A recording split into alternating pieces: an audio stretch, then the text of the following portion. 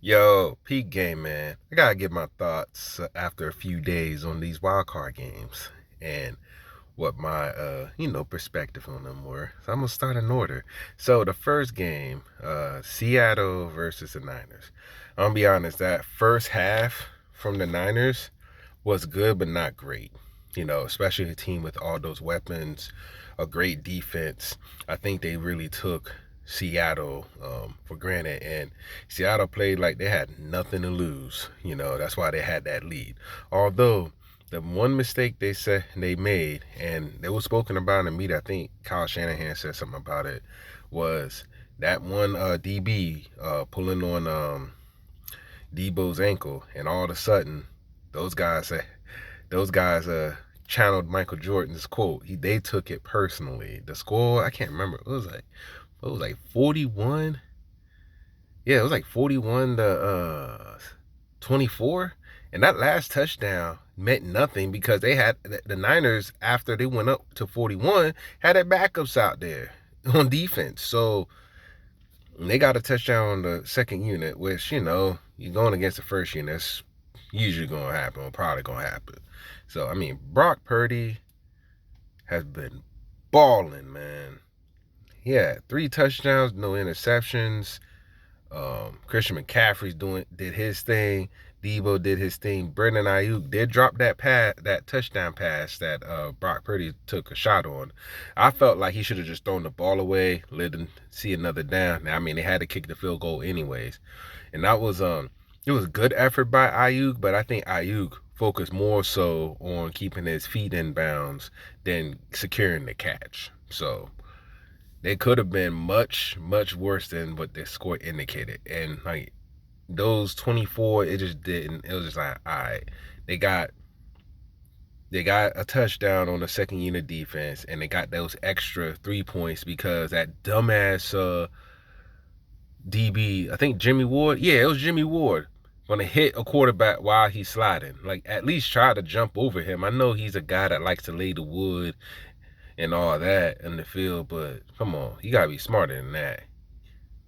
Yeah, so the Niners did play well in that second half. That first half was quite forgettable. If they want to beat Dallas, they gotta play like that, like they did in the second half. But I'll get to that in another video. The next game. This was the most ridiculous game, and don't get it twisted. If you go to my previous video, I did pick the Jags, to win in a close game. The close game did happen. Not the score I picked. But how? How does an opposing quarterback throw 4 interceptions, comes back, throws 4 touchdowns, and end up winning the game? Like, the Chargers should be ashamed of themselves. I heard they're not going to fire their coach, their head coach. They fired the offensive and the defensive coordinator. No, that whole staff needs to go. If the Chargers stop being cheap and bring in Sean Payton, they're a Super Bowl contender easily with all that talent on their team. Come on, man. You up 27-0. The other team, the Jags, had 5 turnovers in the first half. 5. You're supposed to win that game, and you lose 31-30. The offense only scored 3 points in the second half. It's an absolute debacle. That is some coaching. I know sometimes players make bad plays, yada yada. No, that's coaching, bro. That's coaching. Like, how do you lose that game in the playoffs? Like, come on. It's like the third or fourth biggest comeback by an NFL team in postseason history. That was absolute insanity. And I'm sorry, if I was a Chargers owner, that coach got to go. You're not sparking them. Ooh, now he doesn't go for it all the time on fourth down from ridiculous places. But still, bro, you cannot lose by being up 27-0. And I'm gonna be honest, when I was watching the game, Jacksonville looked terrible. I turned my game on. I said, man, yeah, I'm turning this game off. I kind of see where this is going. Think I'm going to get this pick wrong, and I'm going to play the game. Play the game, blah, blah, blah. I said, I want to see how bad the score was. I'm like, huh? 31-30? Jacksonville? Wait, what the? I was bewildered. I was confused. Like, I was at a loss for words. And then, of course, I saw the extended highlights, saw what happened. I gotta say this. Even though Trevor Lawrence threw those 4 picks and bad picks, 3 of them went to the same player.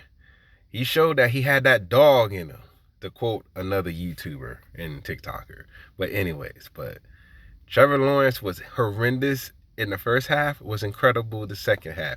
And this is the thing. That game shows the difference in coaching. Doug Peterson versus, I think, Brandon Staley or Ryan Staley. It doesn't really matter what his name is. The head coach for the Los Angeles Chargers. It showed the difference in coaching. That's what I saw in that game. Let me get off of that because this video will be 30 minutes with me ranting about them motherfuckers. Anyways, the next game, the Bills and Miami. I thought this would be a blowout. I thought it was going to be like 35-10. It was looking like that. And I think Knox dropping that second touchdown pass. And the Bills was like, oh, we'll get it back. And kind of was lackadaisical. I completely butchered that word. But just kind of like, okay, they're going to lay down. It don't even matter. For Miami to be within 3 points of them, I got to give Miami some credit, man. They played hard, you know. They seized the momentum. Josh Allen, I think he threw a pick or 2 picks.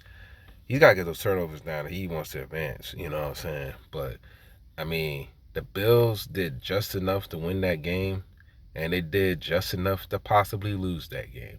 But this defense did step up and did make an important stop.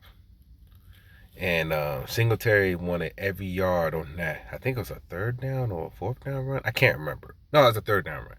And he got the yards. So, hey, man, I got to give credit to, like, the Bills being resilient. But also, I'm looking at them like, bro, that don't look like a Super Bowl contender, man. And I think they played down to their competition in that game. They took the quarterback. I still don't know what his name is. I think it's Tompkins. Forgive me. He actually showed some flashes, even though he threw some bad picks. But he showed some flashes of of some fight, and the Dolphins fought. And I gotta give credit to what the Bills kind of did, keeping Waddle and Tyreek Hill in check. But still, they played too much down to their competition. They didn't play with the fervor that they were having, because they could have been up 21-0 if Knox didn't drop that second touchdown pass, and it would have been rolling. Stephon Diggs did not have the biggest game. He made some key catches. And the Miami has a bright future. You know, they get their quarterback situation good. And if Tua can stay healthy, or if they have to get another quarterback, honestly, I would probably say Tua should either take a year off or might have to think about his long-term health in his life, because too many concussions this year. And Miami's doctors aren't great. And honestly, I think if Tua had been playing in that game, I think Miami would have won that game, especially with the way the Bills were playing. But you can only play who's in front of you. But we'll see what happens in the divisional round with the Bills. Next game, Minnesota and the Giants. Oh my goodness, why the fuck did I pick Minnesota? You watched my last video with my picks for the wild card. I was going to pick the G-Man. I said, nah. I don't trust Daniel Jones. Daniel Jones. Daniel Jones just decided to have one of his best games of his career against Minnesota. You know, Minnesota's defense is absolutely horrendous, and it showed up in the playoffs. Kirk Cousins, yet again, doesn't show up for prime time. Yet again.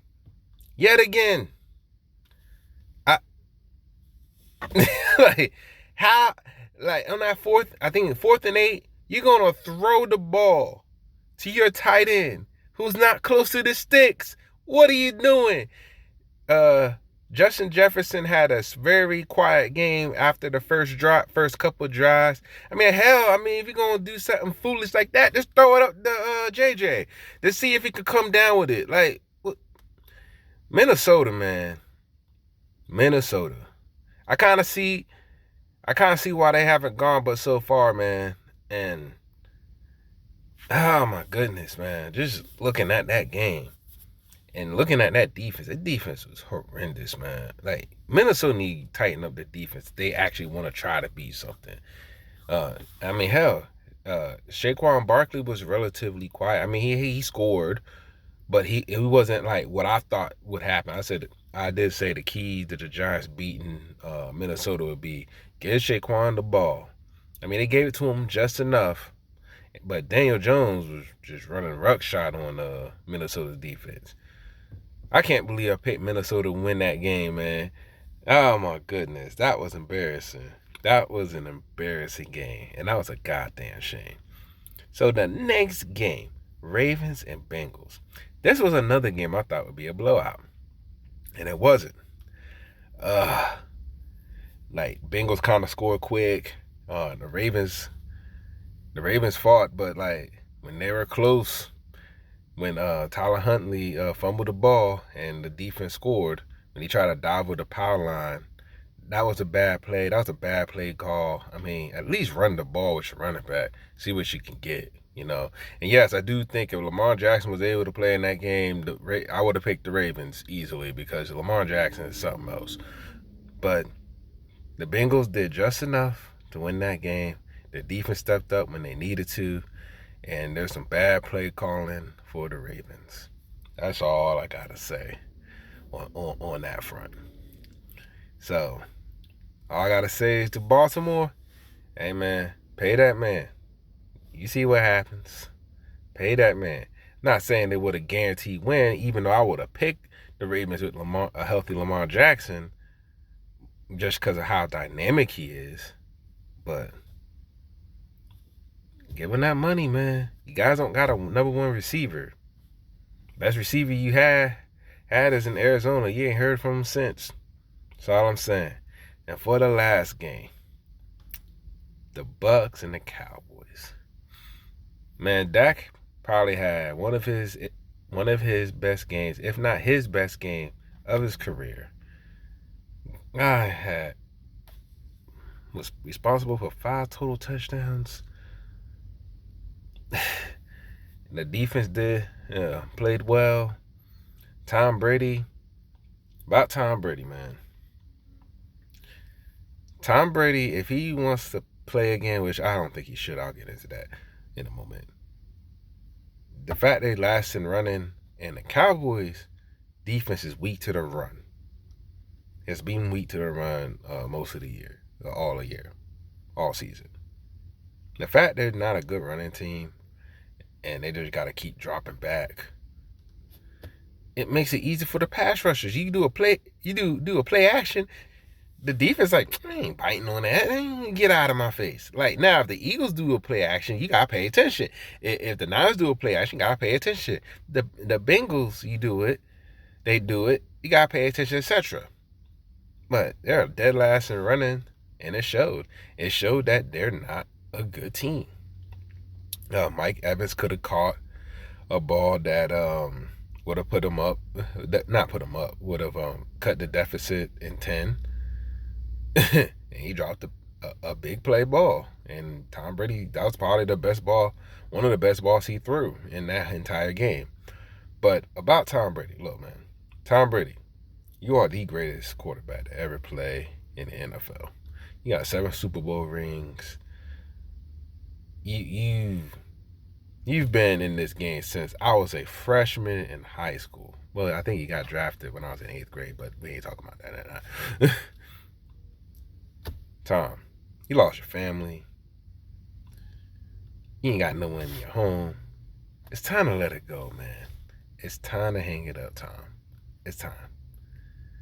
These young boys looking fierce. Look at the AS. If you look at the AFC playoff quarterbacks that were in the playoffs, the starting quarterbacks, Patrick Mahomes, he's in his 20s. He was the oldest one. He's the oldest one in the playoffs on the AFC side. But I'm saying, it's time, man. Let it go. Cowboys played well. Although one thing about the Cowboys, like people say, oh, Cowboys do Cowboys things. The most Cowboy thing is a kicker has been very accurate this season, missing four extra point tries, 4 PATs. Come on.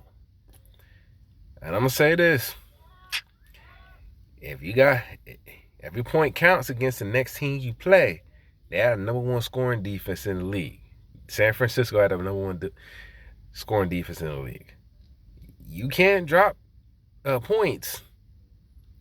You get you're able to get a touchdown. You got to cash in on that PAT because it can come back to bite you. But again, I'll talk about divisional games in another video. That was my thoughts on Super Wildcard Weekend. The 7th seed, the Seattle and Miami. I'm sure the NFL, even though they lost, they could hang their hats on one of the hats that the first half Seattle had and the game Miami had. But yeah, see, this is why we want the 7th seed in here. You know, honestly, I think there should be I think they need to be 6 teams on each side. The first 2 seeds get the bye, etc. You know, but it is what it is. But I mean, NFL is like, man, I need that Lucci, baby. I need that money. And us dumb fans are gonna tune in, cause I tuned in for every game. I tuned in. But anyways, be easy, everybody. Deuces.